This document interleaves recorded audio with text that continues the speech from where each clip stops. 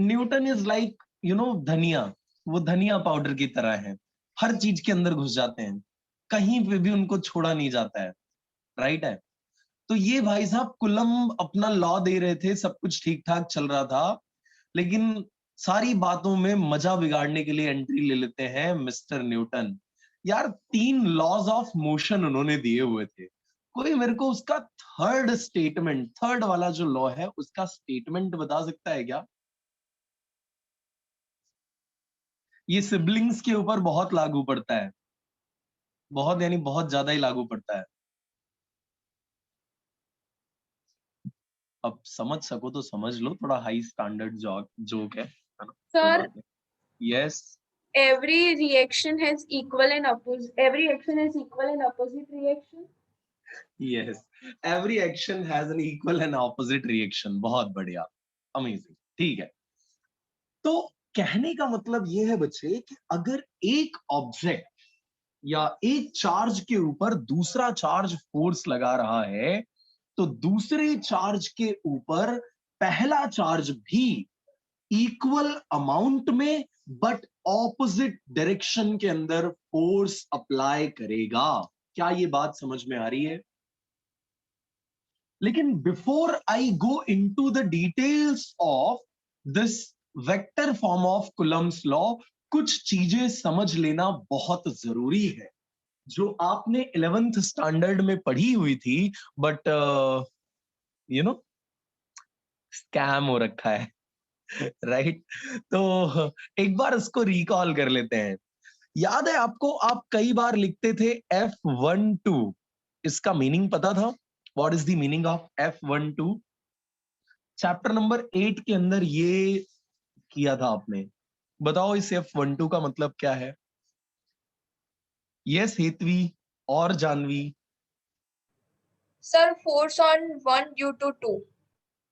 Force on one due to two, very good. कहने का मतलब ये है बच्चे, ये जो आगे लिखा हुआ है ना, ये फोर्स एक्सपीरियंस कर रहा होता है, एंड ये जो पीछे नंबर आपने लिखा है, ये ऑब्जेक्ट क्या कर रहा होता है? फोर्स अप्लाई कर रहा होता है। तो force experienced by one due to two is represented by F12। Shreya, now you have to answer. Can you tell me what I will read this? मैं इसको कैसे read करूंगा? How can I read this? Force on two due to one. बहुत बढ़िया, force on two due to one. ठीक है, अब देखो, अब अभी कहानी खत्म नहीं हुई है, अभी पार्टी शुरू हो रही है, राइट? अच्छा, वन से अगर मुझे टू की तरफ जाना है तो मैं एक वेक्टर ड्रॉ कर रहा हूं, right? I am drawing a vector जिसमें मैं वन से टू की तरफ जा रहा हूं, करेक्ट? और यहां पे सेम वन और टू में मैं टू से वन की तरफ आने वाला एक वेक्टर ड्रॉ कर रहा हूं। अरे यार, ये दोनों वेक्टर एक हैं कि अलग अलग हैं? आर दे सेम और डिफरेंट? बोलना है यार, बोलना है।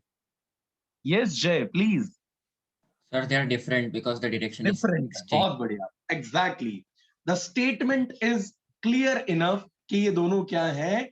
डिफरेंट है, बिकॉज एक की डायरेक्शन है इस तरफ को वन से टू, और दूसरे की डायरेक्शन कृषा कहां आ रही है? टू से वन की तरफ आ रही है। So that is the main reason why we cannot say कि ये दोनों क्या हैं? इक्वल वेक्टर्स हैं। ये क्या कहलाते हैं, किसी को पता है क्या? याद है page number 1 of session 4.1? Magnitude equal हो बट डायरेक्शन ऑपोजिट हो, ऐसे वेक्टर्स को क्या बोलते थे? Yes Dhanushka? Antiparallel vectors. Anti parallel vectors, या इन्हें ऑपोजिट वेक्टर्स कहा जाता था, राइट? ओके, चलिए। नाउ इसे भी रिप्रेजेंट करने का एक तरीका था वर्तिका, एंड दैट मेथड वाज, हम इसको लिखा करते थे। किसी को याद है क्या किस किस मैनर में, किस फैशन में इसको लिखा जाता था? अगर मैं बोल रहा हूं वन से टू की तरफ का वेक्टर, तो कैसे लिखेंगे? And if I am saying two से वन की तरफ का वेक्टर, तो कैसे लिखेंगे?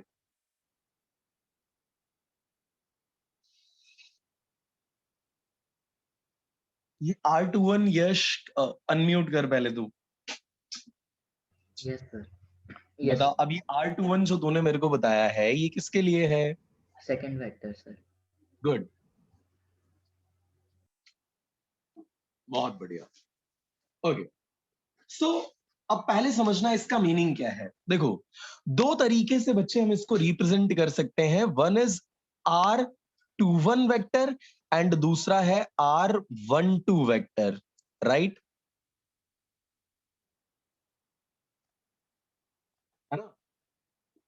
R12 का मतलब क्या है और R21 का मतलब क्या है? तो मैं R21 का मतलब आपको एक्सप्लेन कर रहा हूं, आपको R12 मेरे को बताना है, राइट? कंसिडर आप कुछ भी कर सकते हो, लेकिन जो भी कंसिडर कर रहे हो ना उसको स्पेसिफाई करना इज वेरी इंपॉर्टेंट।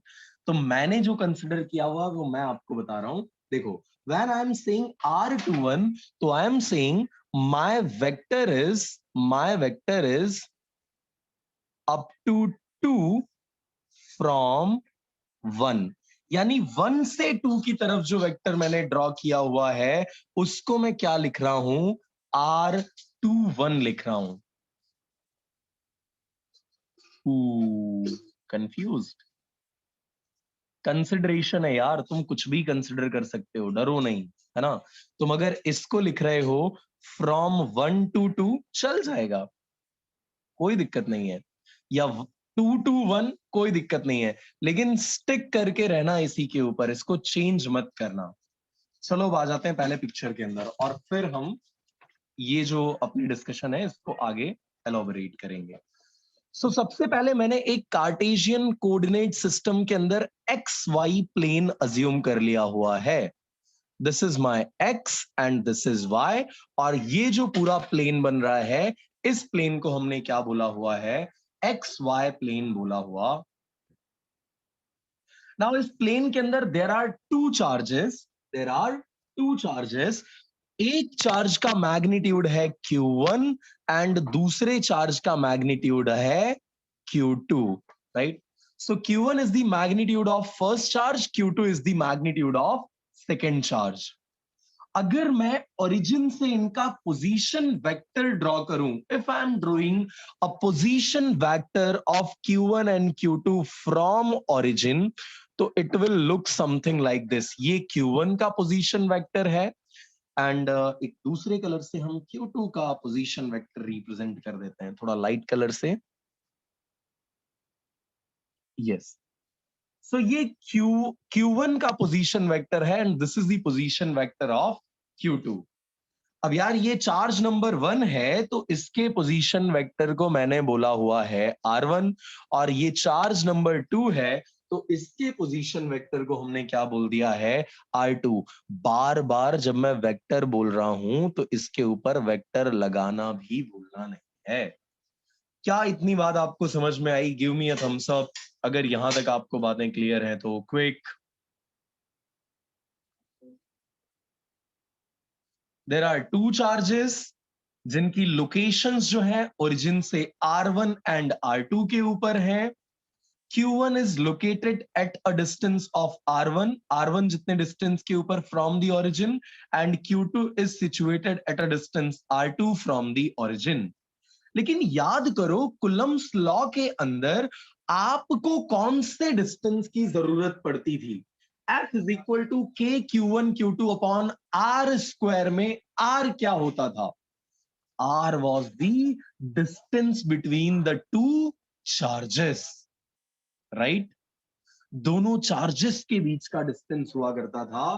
तो ये जो डिस्टेंस है ना Q1 एंड Q2 के बीच का, उसे हम क्या बोलेंगे? R बोलेंगे। अच्छा ठीक है। प्रीति, इससे पहले वाले लेक्चर में आप आए थे क्या? Yes, sir. तो प्रीति कैन यू टेल मी कि जब हम कुलम्स लॉ को स्टेट करते हैं तो डायरेक्शन किस तरीके से मेंशन करते हैं उसमें?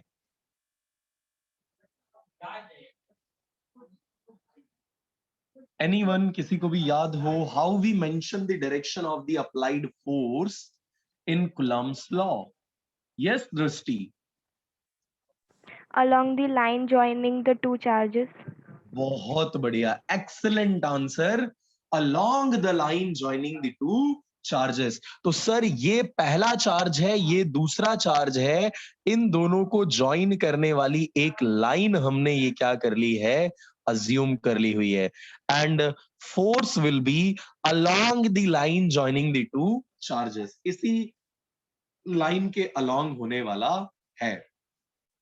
मैंने इन दोनों चार्जेस को पॉजिटिव चार्ज कंसिडर करके रखा है। बताओ कैसा चार्ज कंसिडर किया हुआ है, पॉजिटिव चार्ज कंसिडर किया हुआ है। Now can anyone tell me कि इस Q2 की वजह से जो Q1 पे फोर्स लगेगा, उसकी वजह से Q1 किस तरफ जाएगा? अवे, लाइक चार्जेस है, लाइक चार्जेस रिपेल करते हैं या अट्रैक्ट करते हैं? पहले तो ये बताओ। Repel. Like charges attract each other or repel each other? Yes, so the answer is repel each other. बहुत बढ़िया, great. Okay, so because like charges एक दूसरे को repel करते हैं, so Q2 की वजह से Q1 जो है हमारा, वो कहां जाएगा? अवे जाएगा। रिपेलिंग फोर्स एक्सपीरियंस कर रहा है ना, तो दूर जाएगा। अरे कौन से चार्ज ने ये फोर्स एक्सपीरियंस किया है यार? वन ने। किसकी वजह से एक्सपीरियंस किया है? टू की वजह से। So this can be written as force experienced by one due to two. ओहो सर, क्या बात कर रहे हो, क्या क्या बोल गए? अरे बच्चे, फोर्स एक्सपीरियंस किसने किया है? पहले चार्ज ने किया है। किसकी वजह से किया है? Due to what? Due to second charge. That's why I am writing it as F12। इसको हम रीड कैसे करेंगे? Force experienced by one due to two. अच्छा, बिकॉज दोनों चार्जेस लाइक है, Charmi can you tell me कि Q2 के ऊपर किस तरीके का फोर्स लगेगा? Q2 कहां जाने का ट्राई करेगा? रिपेल होगा या अट्रैक्ट होगा?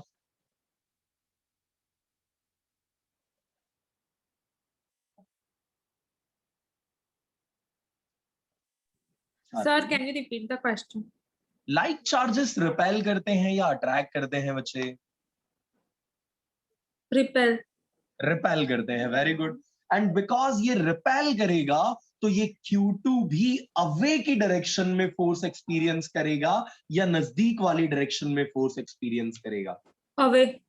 बहुत बढ़िया, great. So Q2 is going to experience a force along the line joining the two charges, लेकिन कहां जाने वाला है? away from its position, right? अरे ये दोनों बातें क्लियर है क्या? लेकिन Q2 ने जो चार्ज, ये Q2 चार्ज ने जो फोर्स एक्सपीरियंस किया है, वो है किसकी वजह से? मेरी वजह से है क्या? अरे अरे मैंने एक्सपीरियंस कराया क्या? नहीं, किसने एक्सपीरियंस कराया ये फोर्स उसको? ओरिजिन ने, है ना? ओरिजिन ने ये फोर्स एक्सपीरियंस। देखो तुम लोग इंटेलिजेंट हो यार, है? अबे ओरिजिन पे कोई चार्ज ही नहीं है, तो कहां से वो फोर्स? बताओ कौन एक्सपीरियंस करवा रहा है? Yes, charge number one. यानी कि इस पर जो फोर्स लगा है बच्चे, that is due to one. So इसको मैं लिख रहा हूं F21। मतलब ये है force experienced by two due to one. ओए दोनों रीड कर पाओगे ना? दोनों का मीनिंग समझ में आ रहा है ना? अरे यार, इतनी इतनी माथामारी है क्या इसमें? नहीं ना, सिंपल है ना? ओके ठीक है। अच्छा, जो डिस्टेंस लिया करते थे बच्चे, वो डिस्टेंस किसका था? That distance was between two charges. दो चार्जेस के बीच का डिस्टेंस हुआ करता था। So here that distance will be this, जिसको मैं किससे बोलने वाला हूं, किससे रिप्रेजेंट करने वाला हूं? आर से रिप्रेजेंट कर रहा हूं। This is point number one, this is point number two. और ये दोनों चार्जेस के बीच के डिस्टेंस का मैग्नीट्यूड है। अरे बात समझ में आई क्या? This R is what? R क्या है? डिस्टेंस है? नहीं, it is the distance between two point sized charges at rest.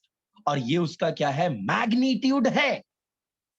फालतू की बात नहीं है, ये इन दोनों चार्जेस के बीच के डिस्टेंस का मैग्नीट्यूड है। सिंचैन, तू समझ जा इस बात को। अच्छा मजाक कर लिया। ओके ठीक है, चालू करते हैं आगे की कहानी को। ओके, सो यार ये F12 का मीनिंग है, ये माही मेरे को बता रही है, माही बता दे क्या आएगा। Force, Force experienced by one due to two. yes, force experienced by one due to two, and this is force experienced by two due to one. चलिए, सो कंसिडरेशंस जो है वो आपको नोट्स में से देख लेनी है। मैंने बोल तो दिया है लेकिन मैंने वो स्पेसिफाई नहीं किया था कि दीज आर दी कंसिडरेशंस। मैं फटाफट एक बार आपको रिकॉल करवा दे रहा हूं। I am considering 2 point size charges Q1 and Q2, right, whose position vectors are R1 vector and R2 vectors in XY plane, correct? Okay, these are the like charges which are placed in vacuum. They will repel each other with forces जिनको हमने यहां पर लिख रखा हुआ है F12 and F21। आएगी क्या ये बात समझ में? चलिए, नाउ किसी भी वेक्टर में कितनी चीजें होती हैं? एक वेक्टर को अगर मैं बोलूं तोड़ दो तो कितनी चीजें निकल के आएंगी? 5, 6, 7, 15, 20, कितनी चीजें निकल के आएंगी बताओ? 2 चीजें निकल के आएंगी। Good, so there will be 2 things. कोई मेरे को उन दोनों के नाम बता सकता है क्या? वो 2 चीजें क्या होंगी?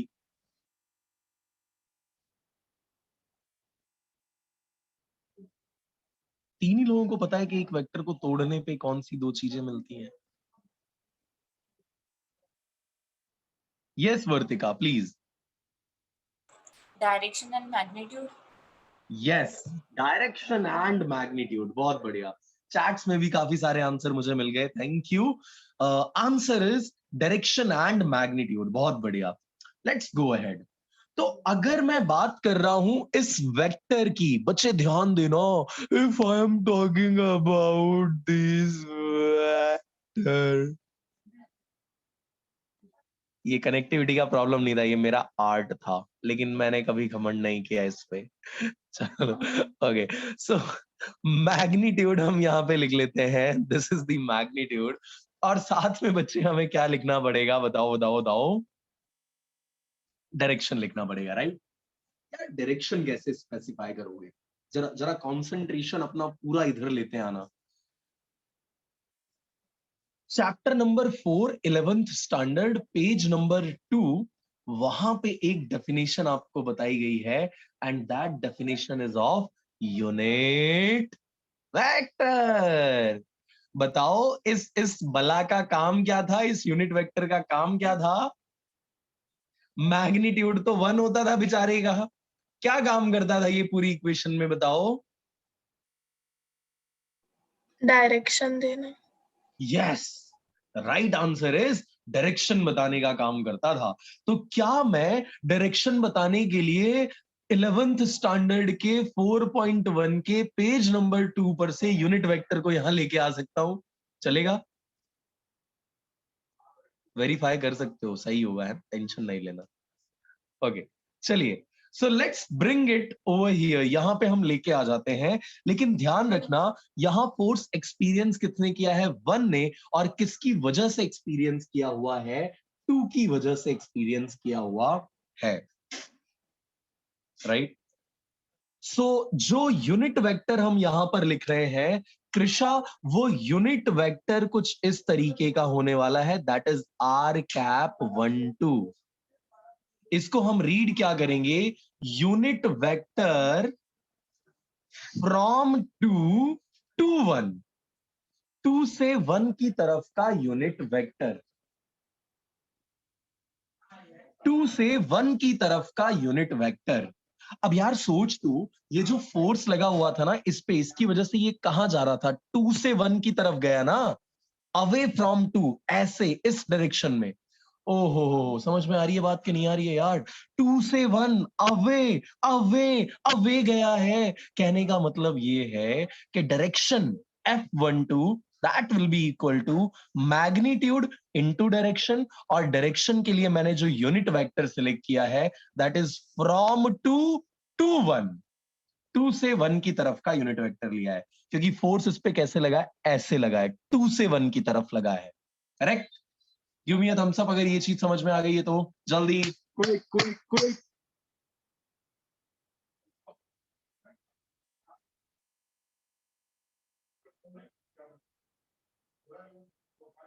ओके यार, ये एक दो लोगों ने जो थम्स अप नहीं दिया हुआ, अगर डाउट है तो बच्चे प्लीज आस्क। ऐसा नहीं करो कि मैं भाग जाऊं और तुम पीछे पीछे रह जाओ, तुम बोलो ए कहां जा रहा है, कहां जा रहा है, रुक जा रुक जा रुक जा, ऐसा मत करवाओ यार। चलिए ठीक है। सो क्योंकि मैंने इसको वैक्यूम में रखा हुआ था, magnitude of the force is given by Coulomb's law, and Coulomb's law के अकॉर्डिंग जब मैं मैग्नीट्यूड लिखने जाऊंगा तो it can be written as Coulombian constant. के से रिप्रेजेंट करवाया था सर ने या केसी से? केसी केसी से, ओके। केसी Q1 Q2 डिवाइडेड बाय क्या हो जाएगा? डिस्टेंस का स्क्वायर, इन दोनों चार्जेस के बीच के डिस्टेंस का square. Krisha, can you tell me what is the distance between the two charges?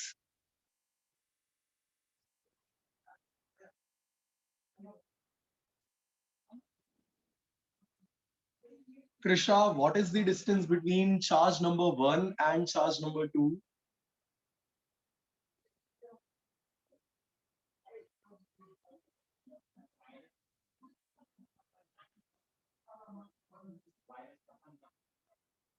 One और टू के बीच का डिस्टेंस यार, चार्ज नंबर 1 एंड 2 के बीच का डिस्टेंस कितना है? कितना है बताओ बताओ, कोई भी ट्राई तो करो। कितना डिस्टेंस है इन दोनों के बीच का? Yes, that is R. बहुत बढ़िया। R is the distance between the two charges. तो यहां पे उस डिस्टेंस का स्क्वायर होता है, तो यहां मैंने क्या लिख दिया? R square. बट साथ में आपको ये भी पता होना चाहिए साहिब कि ये जो यूनिट वेक्टर है ना, it is vector divided by its magnitude. Vector divided by उसका मैग्नीट्यूड, उसे हम क्या बोलते हैं? यूनिट वेक्टर बोलते हैं। So we can write it as R vector 1 2 divided by magnitude of r vector 1 2, right? Magnitude of r12 will be again equal to this one, इसी के ही इक्वल होने वाला है, right? इसके ही इक्वल हो जाएगा। That means this can be also written as kc q1 q2 divided by r square r vector 1 2 divided by r। यार ये भी r स्क्वायर, ये भी r, बताओ क्या करूं अब मैं क्या करूं? मत जाओ। r स्क्वायर इंटू r करने पे क्या आएगा बताओ बताओ। I am not a good lip reader, so unmute करके बोलिए please. Sir, R cube. Yes, so this is going to be kc q1 q2 divided by r cube, और साथ में हो जाएगा, मेरा पेज तो नहीं फिनिश हो रहा है, r वेक्टर 1 2। विश्वा, कोई डाउट है क्या? हाँ सर। Yes please. सर ये केसी वाली फॉर्मूला में magnitude of Q1 Q2 upon R square है, तो इसमें हम केसी Q1 मतलब मैग्नीट्यूड का साइन नहीं लगेगा? क्योंकि दोनों बच्चे मैंने पॉजिटिव चार्ज अज्यूम कर रखे हुए हैं ना, लाइक चार्जेस में पॉजिटिव मैंने अज्यूम कर रखे हुए हैं, तो मैग्नीट्यूड अब दोबारा लिखने की जरूरत नहीं है, राइट? यहां जब मैंने मैग्नीट्यूड लगा दिया तो ये खुद ही बता रहा है कि आप यहाँ पे मैग्नीट्यूड ही लिख रहे हो, right? Okay. Yes, so there is no need to apply it again, दोबारा लिखने की कोई जरूरत नहीं है। Now R vector 1 2, this R vector 1 2, इसको रिप्रेजेंट कैसे, इसको कैसे लिखते थे? अगेन इसके लिए भी जाना पड़ेगा आपको वहीं 11th स्टैंडर्ड के चैप्टर नंबर 4 के अंदर, और वहां पे आपने इसको लिखना सीखा हुआ था, that was Q1 Q2 by R cube, और ये R12 होता था R1 vector minus R2 vector. क्या यहां तक की बात आपको क्लियर है? कोई डाउट इसमें? अगर कहीं पर भी थोड़ा भी डाउट जैसा कुछ भी लग रहा हो कि हाँ सर ये स्टेप के अंदर थोड़ा झोल लग रहा है, let me know, I would like to answer it. Clear है सर क्या? Yes please. सर तो ये आर वेक्टर में मैग्नीट्यूड क्यों लगाया? किस पे? यहाँ पे? फर्स्ट, हाँ वहां पे। बच्चे देखो, यूनिट वेक्टर का जब मैं फॉर्मूला आपको बोलता हूं ना, तो यूनिट वेक्टर को आप एक कैप से रिप्रेजेंट किया करते थे, और उसका फॉर्मूला होता था A vector divided by magnitude of A vector. तो ये तो उसके फॉर्मूले में आने वाला मैग्नीट्यूड है, ये मैंने अपनी हाँ तरफ से नहीं लगाया है, राइट? Yes sir. ओके ठीक है। और कोई डाउट किसी को? चलिए, सो यहां तक की बात हो गई हमारी F12 की, लेकिन दूसरा फोर्स भी तो है यहां पे, and that force is F21। कोई मेरे को बता सकता है, जैसे मैंने F12 is equal to magnitude of F12 into R cap 12 लिखा, वैसे ही F21 के लिए क्या लिख सकते हैं हम?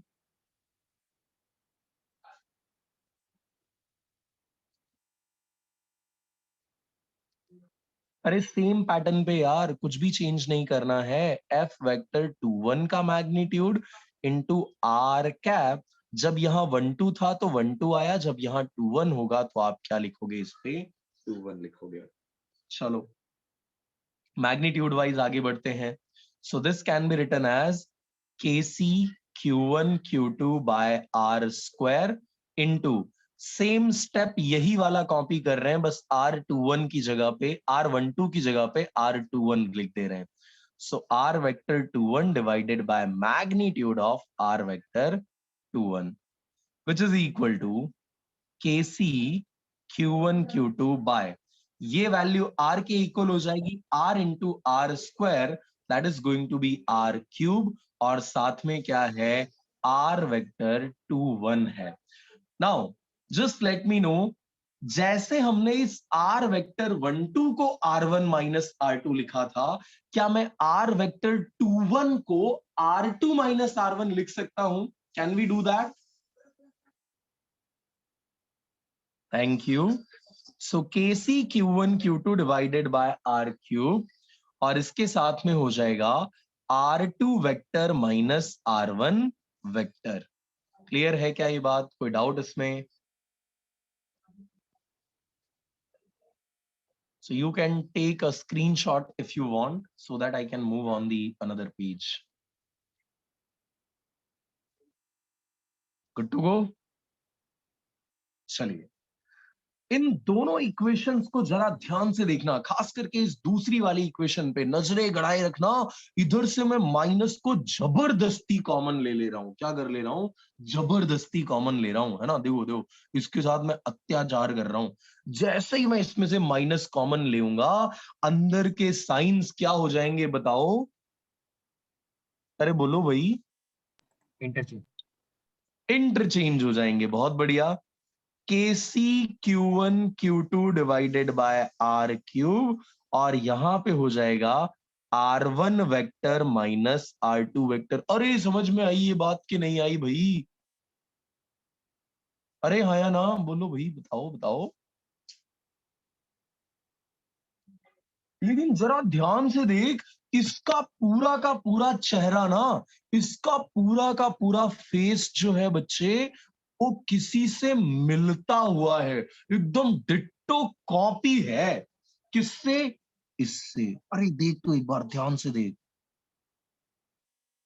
KC KC Q1 Q1 Q2 Q2 divided by R cube R1 vector minus minus R2 vector. ओहो, ये तो दोनों सेम हो गए, और जब ये दोनों सेम हो गए तो हम क्या लिख सकते हैं? बताओ बताओ। इसकी जगह पे क्या मैं इसको रिप्लेस कर सकता हूं? बताओ भाई।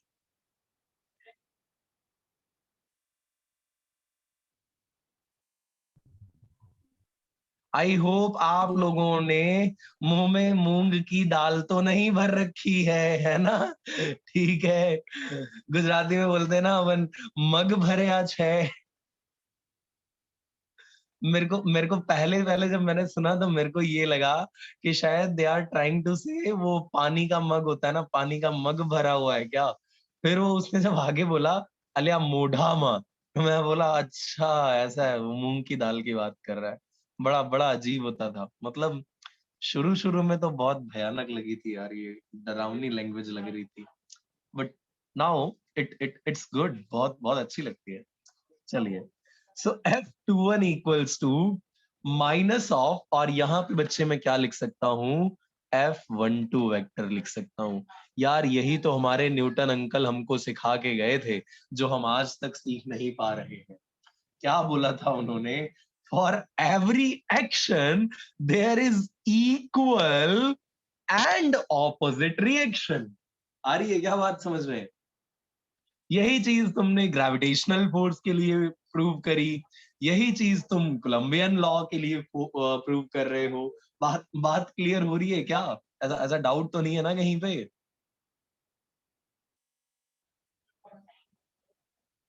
I am No, sir. Expecting for any questions, अगर हैं तो आपकी तरफ प्लीज बताइए।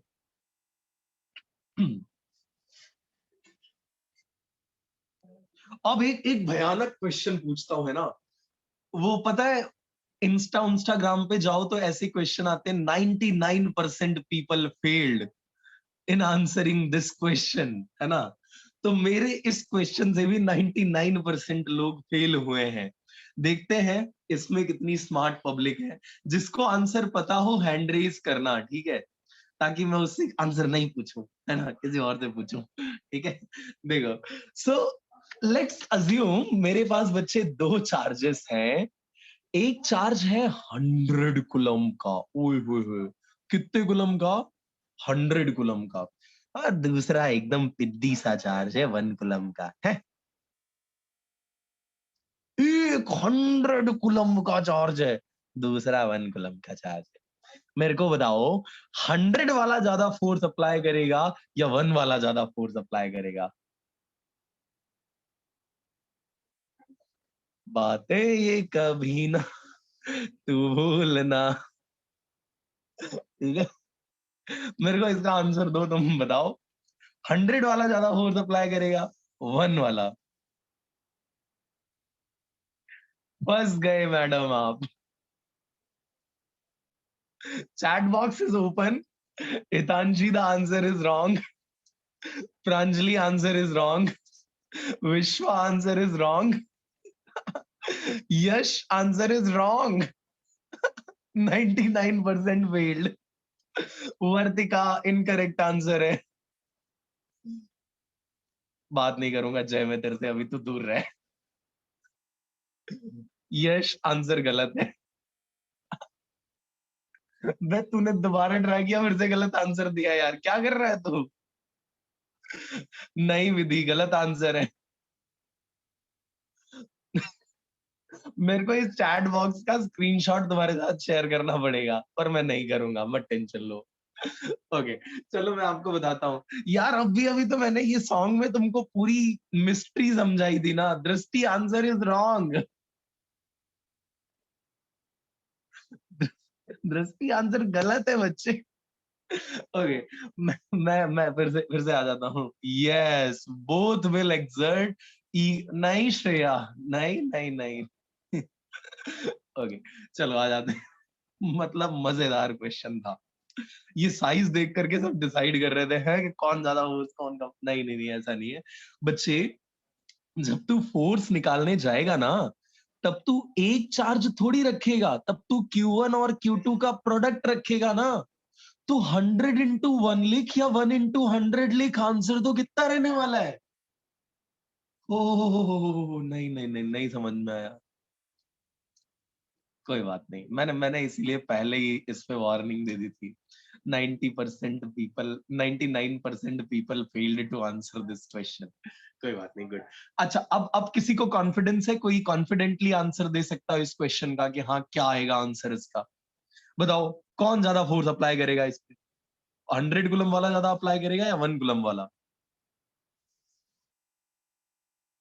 वरुण, करेक्ट आंसर है इक्वल, सेम फोर्स। बहुत बढ़िया। आर्य, करेक्ट आंसर है, बहुत बढ़िया। So both will exert same force on each other, because फॉर्मूले के अंदर बच्चे क्या चाहिए होता है आपको? AC Q1 Q2 divided by R square चाहिए होता है मैग्नीट्यूड के लिए। तो Q1 100 है, Q2 1 है, या Q2 1 है और Q1 100 है, प्रोडक्ट तो हमेशा क्या आएगा? सेम ही आएगा। That's why the amount of force is not going to change. था ना इंटरेस्टिंग? वो साउथ की मूवीज में बोलते हैं ना, हिला डाला ना। राइट? चलिए चलिए, ठीक है ठीक है, आगे, गुड। बट ठीक है यार, एक दो बार गलत भी हो गए तो मजा आना चाहिए तुमको, एंजॉय करो। अच्छा है ना? यहाँ नहीं गलत होगे तो एग्जाम में गलत हो जाओगे, और वहां गलत होना रियली रियली पेनफुल, बहुत बहुत गंदा पेन देता है, आई नो। चलिए नाउ इसी के ऊपर से आ, मैं एक बहुत ही इंपॉर्टेंट कंक्लूजन आपको बताने वाला हूं, बहुत इंपॉर्टेंट कंक्लूजन बताने वाला हूं।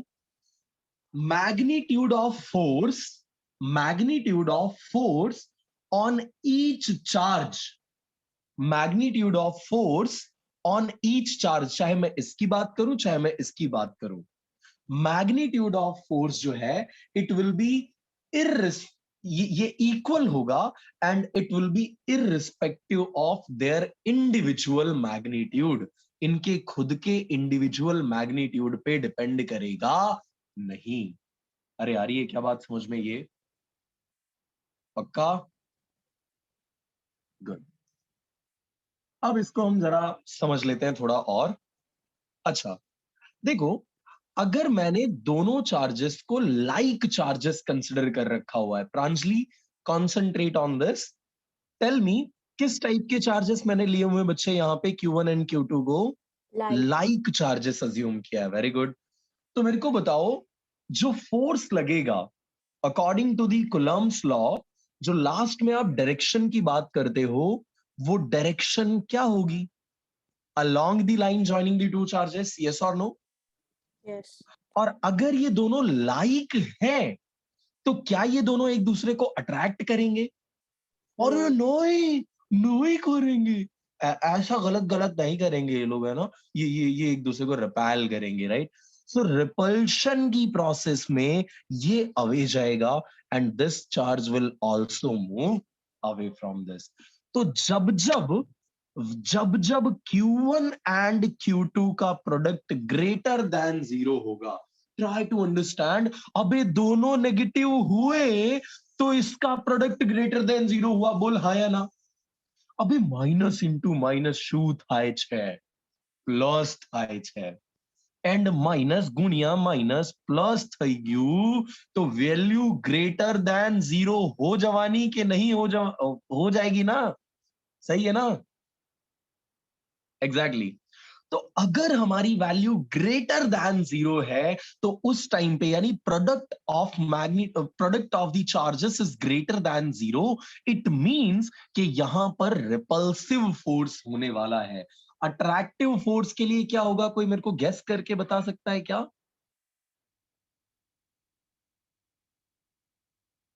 यार अगर रिपल्सिव के लिए ये हो रहा है ना, तो अट्रैक्टिव के लिए क्या होगा? Q1 into Less than Q2 की 0. वैल्यू, यस, लेस देन 0 होगी। बहुत बढ़िया। एक पॉजिटिव एंड एक नेगेटिव, ये भी आप बोल सकते हो, बट पॉजिटिव और नेगेटिव का जब आप प्रोडक्ट करोगे तो वो प्रोडक्ट कैसा आएगा? लेस देन 0 आएगा, राइट? तो अगर आप डिडक्शंस ऑफ कुलम्स लॉ देख रहे हो, deductions from vector form of Coulomb's law देख रहे हो, तो वहां आपको पहला स्टेटमेंट इसी से रिलेटेड मिल जाएगा, और थर्ड स्टेटमेंट जो है वो मैंने जो यहां पे बताया हुआ था आपको, वहां से मिलने वाला है। कितने लोगों को first and third statement clear हो गई है? सर अभी तो हमने ओपन ही नहीं करी है। अरे यार ऐसा नहीं करो, ठीक है?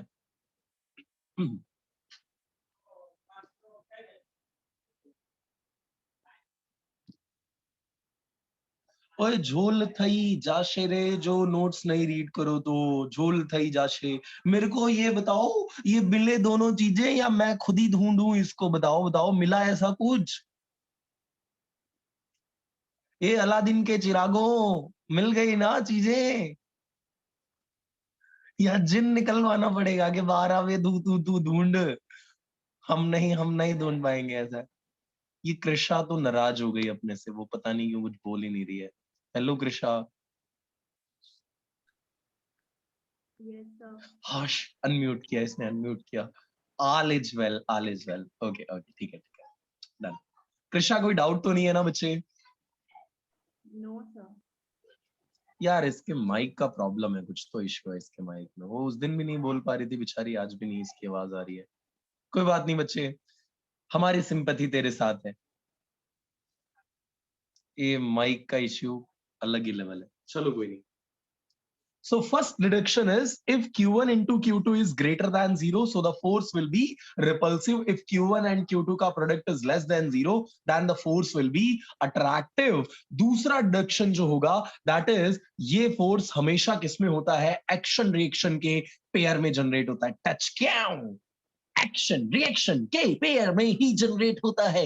Isolated force गब्बर produce कर सकता नहीं है। यहां कोई भी आइसोलेटेड फोर्स नहीं मिलने वाला। जोड़ी में मिलेगा, पेयर में मिलेगा, लेकिन आइसोलेटेड नहीं मिलेगा। अरे आ रही है क्या बात समझ में? गुड। एंड लास्ट जो मैंने आपको बताया, तो उसको दोबारा नहीं डिस्कस करते हैं, लेकिन ये जो कुलम अंकल है ना, इनकी बातें हर जगह सही हुई नहीं। कुछ जगहों पे कुलम चाचा की बेइज्जती हो गई, है ना, गजब बेइज्जती हुई। और कहां कहां गजब बेइज्जती हुई, मैं आपको बताता हूं। अगर आप पूरे स्टेटमेंट को ध्यान से पढ़ो ना, तो उन्होंने बोला कि 2 चार्जेस होने चाहिए, पॉइंट साइज्ड होने चाहिए, एंड दोनों रेस्ट में होने चाहिए। ओहो, अरे समझ में आ रही है क्या एक बार? मतलब अगर तू यूनिवर्स जितनी साइज का चार्ज लेके चला है और फिर तू बोले कुलम का लॉ लगा के फोर्स फाइंड आउट कर लेता हूं, नहीं होगा, झोल हो जाएगा।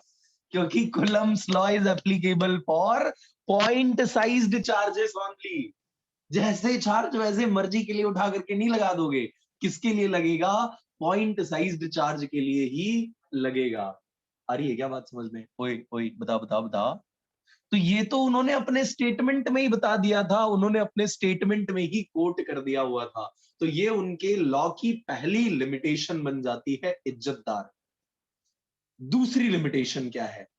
अगर चार्ज मूव करने लग गया ना, तो इसके अगल बगल में एक और इलाका बन जाता है, एक और एरिया बन जाता है। यानी ये मैग्नेट की तरह बिहेव करने लगता है। मैग्नेट की तरह भी? वो ऑरस्टेड, वो स्कूल टीचर, अरे मेरे जैसा, जो कुछ भी टेढ़ा मेढ़ा करते रहता था, वो उससे उससे पता है क्या हुआ था? एक दिन वो करंट कैरिंग कंडक्टर के पास में गलती से गैल्वेनोमीटर रखा गया, नहीं, मैग्नेटिक नीडल रखा गई। वो मैग्नेटिक नीडल इधर उधर नाचने लग गई, डांस करने लग गई, उसको लगा जुम्बा जुम्बा चल रहा है ना। तो जब वो इधर उधर करने लग गई, तो भाई ने क्या बोला कि करंट कैरिंग कंडक्टर के अराउंड जुम्बा जुम्बा नहीं हो रहा होता है, उसके अराउंड क्या बन जाती है? मैग्नेटिक फील्ड बन जाती है।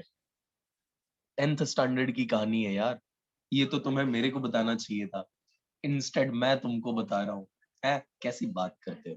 चलो ठीक है, फिर से आ जाते हैं।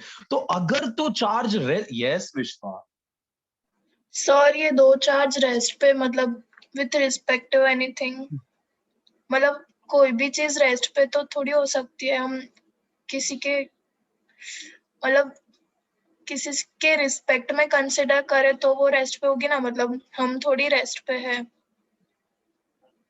बहुत बढ़िया क्वेश्चन। मतलब ये इस तरीके का क्वेश्चन है ना, जिसके ऊपर still research are going on. मैं आपको बताता हूं, नॉर्मली जब हम चार्जेस को कंसिडर करते हैं ना, तो हम उसके सराउंडिंग को रिस्पेक्ट बनाते हैं, right?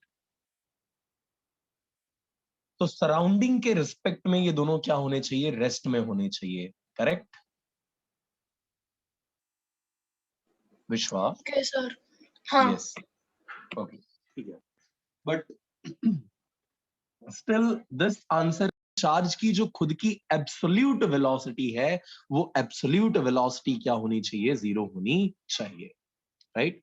There are two terms when we talk about velocity. One is relative velocity and one is absolute velocity. Here I am talking about absolute velocity. It should be 0. Then and then only this law is applicable. Very good question. Got it? Yes sir. Okay. चलिए. So Sahib, इसके अंदर 2 point size charges के लिए ही applicable है, और ये applicable है charges at rest के लिए ही. अगर चार्ज ने अपनी जगह छोड़ दी, डांस करना चालू कर दिया, तुरंत ही ये लॉ नॉट एप्लीकेबल वाली पोजीशन में आ जाएगा, एनए आ जाएगा. समझ रहे हो बात को? है ना? चलिए ठीक है. ये था इसका दूसरा लिमिटेशन. यार अगर वीडियोस ऑन कर सकते हो तो प्लीज. ऐसा बड़ी डल सी स्क्रीन लग. Now talking about third limitation. Third limitation जो है ना, बड़ी इंटरेस्टिंग है, मजेदार है. पता है तुमको फोर्सेस के चचा कौन है, अंकल कौन है, बापू कौन है फोर्सेस का? पता है? पता है? नहीं, कहाँ पता है? नहीं पता है. 4 फंडामेंटल फोर्सेस होते हैं, उसमें सबसे स्ट्रॉन्ग फोर्स का नाम क्या है? What is the name of the strongest force? Yes Hitanshi. Strong nuclear force. Strong nuclear force. बहुत बढ़िया. SNF, strong nuclear force. और ये जो स्ट्रॉन्ग न्यूक्लियर फोर्स है ना साहिब, ये बहुत ही शॉर्ट रेंज फोर्स है, बहुत ही कम रेंज के अंदर मिलता है न्यूक्लियस के अंदर. और न्यूक्लियस की रेडियस કેટલી હોય છે? बहुत बहुत बहुत નાની હોય છે, बहुत छोटी रेडियस હોય છે એની. ये खबर पड़े है? नहीं, बहुत छोटी रेडियस होता है, बहुत छोटी, इत्तू सा. तुमको बताया होगा सर ने कि अगर नरेंद्र मोदी स्टेडियम एटम है, तो उसमें पड़ी हुई एक बॉल जो है वो क्या है? एटम का न्यूक्लियस है बे. इत्तू सा होता है, इत्तू सा भी नहीं होता है. अभी इससे ज्यादा और क्या बताऊं यार, बहुत छोटा होता है. समझ लो यार. अब क्यों बच्चे की जान ले रहे हो? पता चल गया ना कि बहुत छोटा होता है. करेक्ट. ओके, बहुत छोटा होता है. Yes. So it's very very short.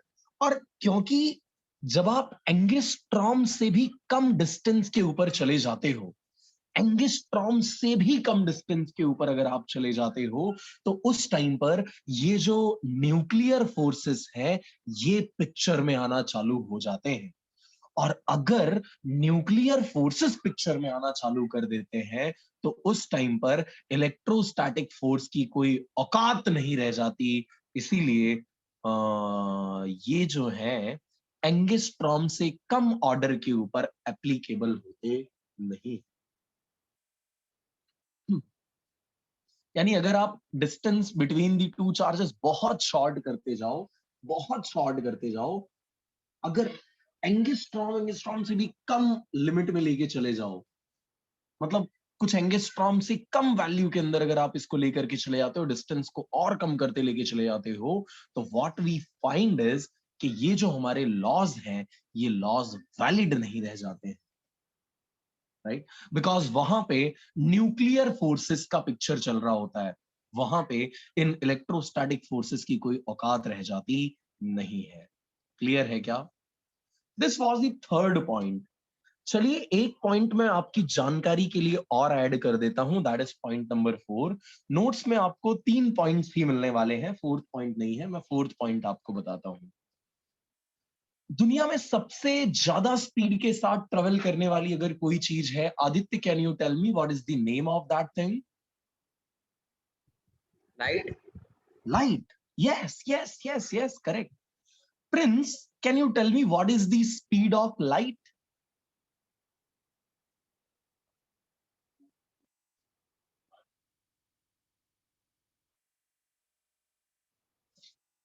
Mitansh, can you tell me what is the speed of light in vacuum or air? Okay, Prince ने बता दिया. Yes, yes, yes. Prince ने बता दिया मुझे चैट बॉक्स में. 3 into 10 is to 8 मीटर पर second, right? अच्छा, लाइट ईयर के बारे में किसी को पता है क्या? लाइट ईयर क्या होता है? लाइट एक ईयर में जितना डिस्टेंस ट्रेवल करेगी, अबे एक सेकंड में इतना जा रही है, एक ईयर में कितना जाएगी?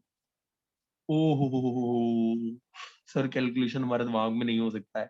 डोंट वरी बच्चे, गुजरात बोर्ड वाले कैलकुलेटर यूज कर सकते हैं। CBSE, God bless you. ठीक है, चलो। तो 3 इंटू 10⁸ मीटर पर सेकेंड की स्पीड के साथ अगर आप 1 ईयर तक चलो तो आप 10⁻16 मीटर के ऑर्डर का डिस्टेंस कवर कर सकते हो, है ना? बहुत भयंकर डिस्टेंस है, इतना डिस्टेंस आप कवर कर सकते हो। मान लो मैंने Q1 और Q2 को 1 लाइट ईयर के डिस्टेंस पे रखा हुआ है। कितने डिस्टेंस पे रखा हुआ है? 1 लाइट ईयर के डिस्टेंस पे, बहुत डिस्टेंस है। अब इस इफेक्ट को यहां से यहां तक पहुंचने में मेरे को बताओ कितना टाइम लगेगा? अगर मैं स्पीड ऑफ लाइट से इंफ्लुएंस को ट्रेवल करता हुआ मानूं तो इस इफेक्ट को यहां से यहां तक पहुंचने में कितना टाइम लगेगा बताओ? 1 ईयर का टाइम लगेगा, हाँ या ना? मतलब जब तक आपका चार्ज यहां पे है तो इस पर जो फोर्स ये लगा रहा है ना, वो एक्सपीरियंस कितने टाइम के बाद होगा? 1 ईयर के बाद होगा, है कि नहीं है? और तब तक तूने थोड़ी बदमाशी कर दी हो, तूने Q2 को यहां शिफ्ट कर दिया हो, तो ले, गजब बात है। मतलब अलग ही चल रहा है सब कुछ मामला। तो ये बहुत ज्यादा शॉर्ट डिस्टेंसेस पे भी एप्लीकेबल नहीं है और बहुत ज्यादा लॉन्ग डिस्टेंसेस पर भी एप्लीकेबल नहीं है। लॉन्ग डिस्टेंसेस किस ऑर्डर के? तो लाइट ईयर के ऑर्डर के डिस्टेंसेस के ऊपर हम इसको क्या कर देते हैं? निग्लेक्ट कर देते हैं, नहीं कंसिडर करते हैं, भाड़ में गया, we don't consider it, right? ओए माइंडेड, याद रखोगे ना इसको? भूल तो नहीं जाओगे ना? ये तुम्हारी खामोशी मुझे सब बता रही है। हाँ सर, आज बता लो जितना बताना है। अगले लेक्चर में हम सब डिलीट करके आएंगे, है ना? सारा कुछ इरेज करके आने वाले हैं हम, फॉर्मेट मार देंगे पूरा, कुछ कुछ नहीं रखेंगे।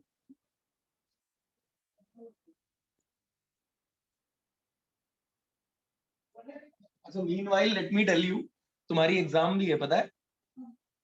11th की नहीं, 11th की नहीं, सेशन 1.1 एंड 1.2 की, है ना? यस। सो 1.2 के अंदर थियरी आने वाली है, तो थोड़ा ध्यान रखना उसमें, मैं करवा तो दे रहा हूँ, ठीक है? तो कुलम्ब्स लॉ की लिमिटेशंस हो गई। चलिए अब हम समझ लेते हैं कोलंबियन फोर्स की प्रॉपर्टीज क्या है। What are the properties of Coulombian force, right? चलिए, सो कोलंबियन फोर्स जिसे आप F से रिप्रेजेंट कर रहे हो, ये बहुत ही गुणवान फोर्स है, बहुत ही प्रॉपर्टी वाला फोर्स है, इसके पास बहुत सारी प्रॉपर्टीज है। प्रॉपर्टी नंबर 1 बात करते हैं, ऐसे फोर्सेस जो सेंटर टू सेंटर एक्ट करते हैं उनको आप क्या बोलते हो? सेंट्रल फोर्सेस बोलते हो, राइट? ये फोर्स जो है ना साहेब, वो सेंटर टू सेंटर एक्ट करता है, and because the force act center to center, इसीलिए मितांश ने इसको क्या बोला? मितांश बता, क्या बोलेंगे इसको? ए भाई ने तो ऑडियो कनेक्ट नहीं किया है, अच्छा गायब हो गया, ठीक है। विधि, कैन यू टेल मी क्या बोलेंगे ऐसे फोर्स को?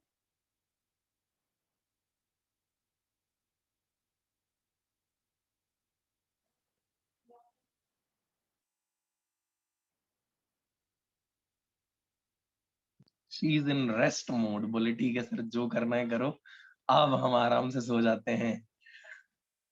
चलिए ठीक है, सो सेंट्रल फोर्स है। अच्छा, ये एक लॉ को फॉलो करता है, पता है? जब आप ये स्टेटमेंट लिख रहे थे तो उस टाइम पे आपने लिखा हुआ था F is directly proportional to 1/r², है ना?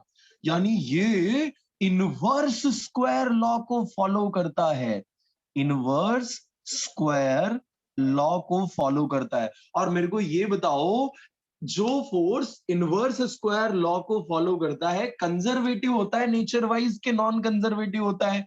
अरे बताओ जल्दी।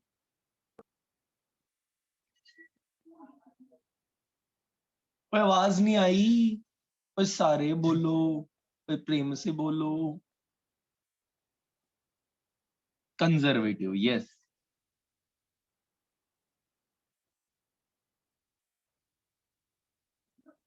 सो ये कंजर्वेटिव फोर्स की कहानी है, ये कंजर्वेटिव फोर्स की स्टोरी है, राइट। अच्छा, 4 फंडामेंटल फोर्सेस होते हैं और उन 4 फंडामेंटल फोर्सेस में से एक फोर्स है ये, right. So it is one of the 4 fundamental forces,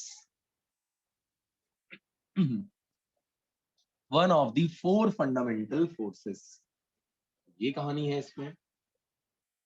अच्छा, ये न्यूटन थर्ड लॉ को ओबे करते हैं या नहीं करते हैं, बताओ।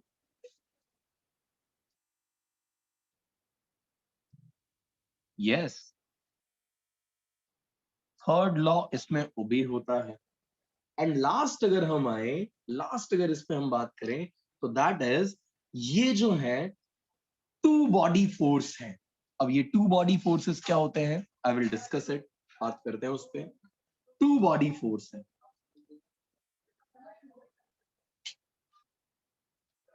2 बॉडी फोर्स। किसी को पता है क्या, what do we mean by 2 body force? देखो मैं बताता हूं आपको।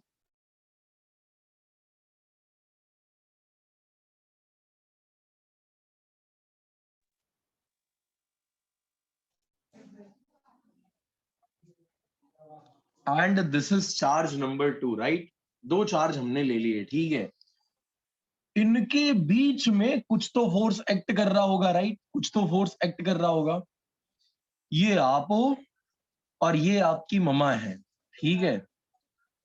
अगर बाहर से तुम्हारा दोस्त एंट्री कर ले घर में, तो तुम्हारे और मम्मा के बीच में जो रिलेशन है, क्या उस पे कोई इफेक्ट पड़ता है?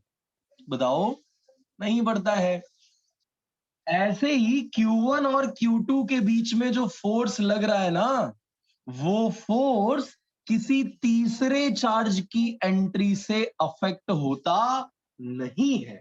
That's why this force is known as 2 body force. 2 bodies के बीच में जो फोर्स लग रहा है, वो तीसरे के इंटरवेंशन से अनअफेक्टेड रहता है, अफेक्ट नहीं होता है। And that's why it is known as 2 body force. अरे यार, ये क्या, ये बात समझ में?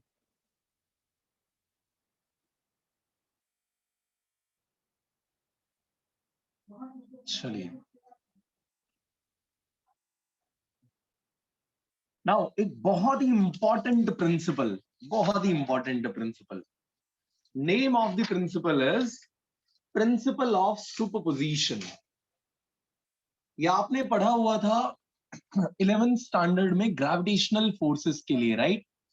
लेकिन यहां आपको इसे इलेक्ट्रोस्टैटिक फोर्स के लिए भी पढ़ना है, एंड बहुत इंपॉर्टेंट है। न्यूमेरिकल्स इसके बेसिस पे बहुत सारे करने हैं आपको। तो चलिए, पहले तो मैं प्रिंसिपल आपको बताता हूं कि ये है क्या। Let's assume there are so many charges over here. काफी सारे चार्जेस हैं, ऐसा हम यहाँ पे क्या कर लेते हैं, अज्यूम कर लेते हैं, right. Q1, Q2, Q3, Qn, बहुत सारे चार्जेस। और ये जितने भी चार्जेस है ना, ये सारे चार्जेस क्या कर रहे हैं, चार्ज नंबर 1 के ऊपर, Q1 के ऊपर फोर्स अप्लाई कर रहे हैं। सो दिस Q2 जो बैठा हुआ है बदमाश सा, ये भी फोर्स अप्लाई कर रहा है Q1 के ऊपर।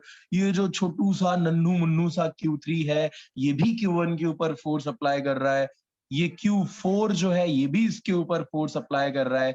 Q5 जो है, वो भी इसके ऊपर फोर्स अप्लाई कर रहा है।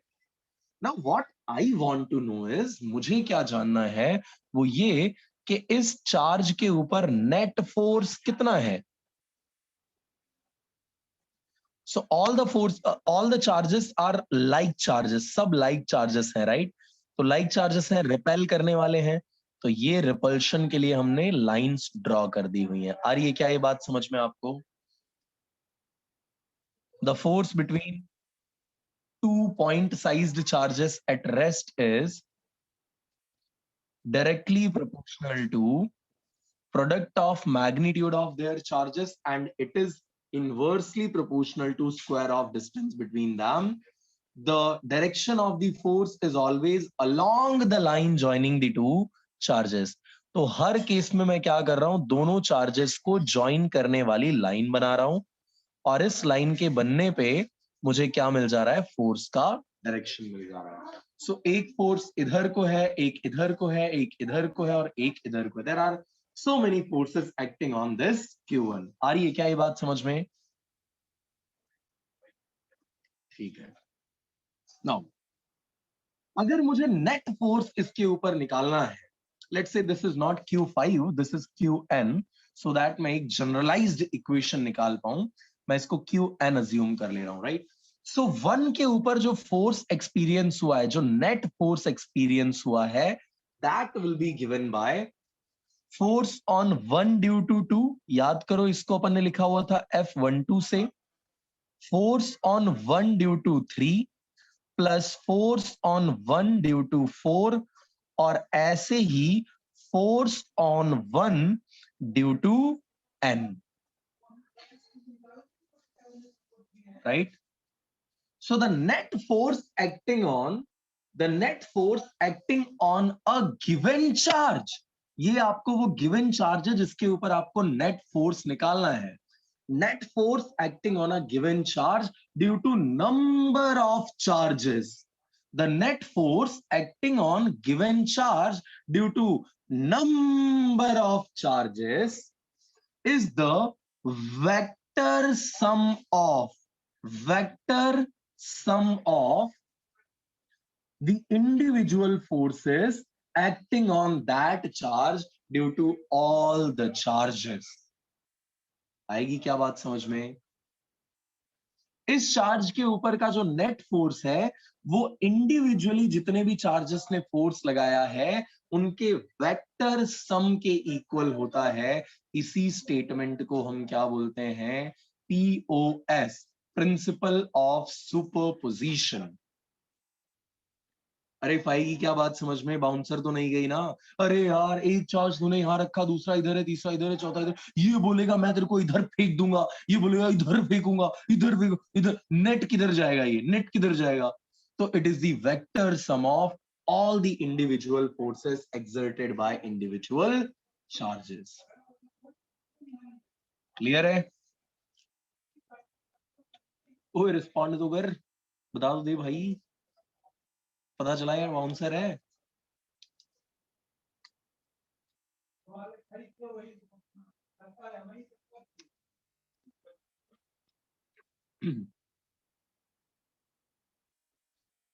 Varun, yes sir. भाई डाउट है कोई? बता. नहीं. ओके, ठीक है. चलिए, सो आफ्टर अंडरस्टैंडिंग दिस, यहां पे हमारा सेशन 1.2 क्या हो जाता है? पूरा समाप्त થઈ જાય છે. बरोबर? हाँ सही बोल रहा हूँ. तुम्हारे दुख दर्द 1.2 के यहाँ खत्म हो गए, राइट?